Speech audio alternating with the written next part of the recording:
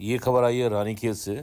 जैसे कि रानीखेत में काफ़ी बारिश हो रही है 2-4 दिन से। और यहाँ पे ये देखिए, ये बेस हॉस्पिटल है रानीखेत का, और यहाँ पे देखिए कैसे मलबा गिर रहा है ये।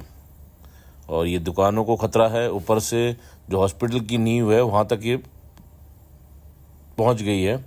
तो ये काफ़ी खतरा बन चुका है। और लोग खड़े हैं यहाँ पे, देखिए कैसे, देखिए पेड़ धराशायी हो गए, पूरा दुकान देखिए।